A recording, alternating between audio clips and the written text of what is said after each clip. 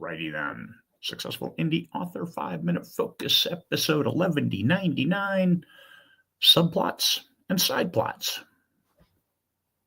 Stanley, he's a good boy. All right, subplots and sideplots.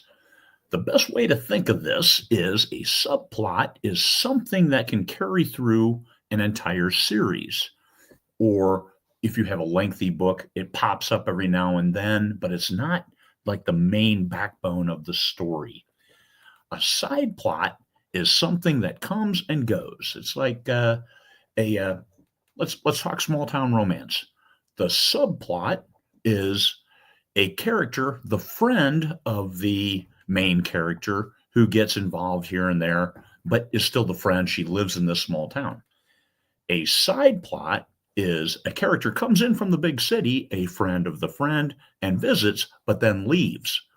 It wraps up that whole element in that story. I use side plots to help me maintain interest, maintain flow, maybe throw in a small action scene of something that's ancillary to what's going on in the main story. And then it helps boost the word count and keeps the flow good. Because if you've got your main character and the flow is slow, and it's going to be for a little bit because you're transitioning, and the scene is a lengthy developmental scene to build up for something that magnanimous that's going to happen later, then a side plot can help you improve your flow, where you have action, relax, action, relax. A subplot, this is, I always relate everything to Star Trek. Star Trek, a subplot is, are Picard and Beverly Crusher going to do it? Are they going to become a couple? And that goes throughout 7 seasons. Well, whenever she's the main doctor. But that's a subplot because it's under the surface, and usually romance in all the other genres, romance is an element that makes a great subplot because readers are always thinking, are they going to hook up or not? Are they going to they look like they make a good couple. Why aren't they getting together? Okay, subplot. Side plot is this dude that just shows up for this one, and he's listed as special guest star. Okay, he's only going to be here for 1 episode and jumps in, as a romantic character for this one of the main characters, a romantic interest, and they come in and then they leave. And they're not coming back because the next episode you see the credits right up front and it doesn't say special guest star XXX. Yeah. Side plot. Okay.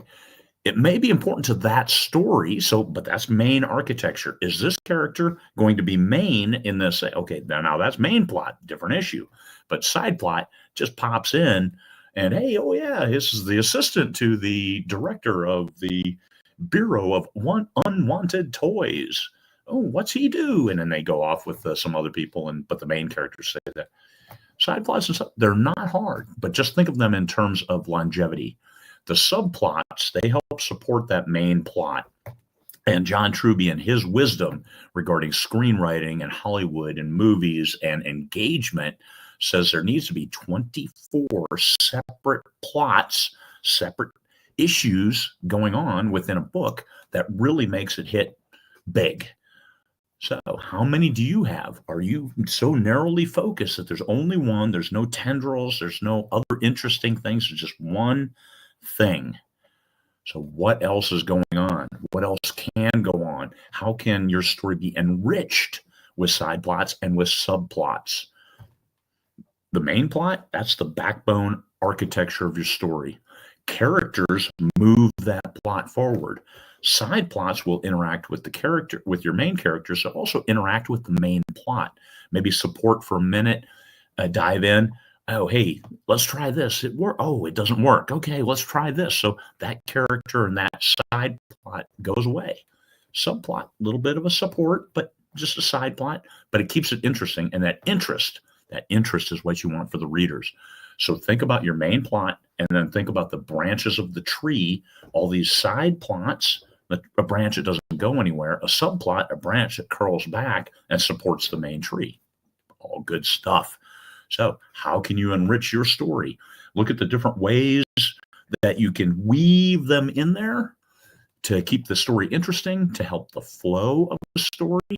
If you've got too much action, sometimes that's hard on readers. So you got to slow things down for a little bit. And that might be time for a side plot of something that just slows the story down. Because keep in mind, your story is this train running down the tracks. To you, they're train tracks. They're going to a goal. To the readers, they don't know where this train's going to go. But for your purposes, train running down the tracks, and how does everything else interact with that train as it's moving along? Does it stop? Do people get on? People get off? Does it take in water as a steam engine?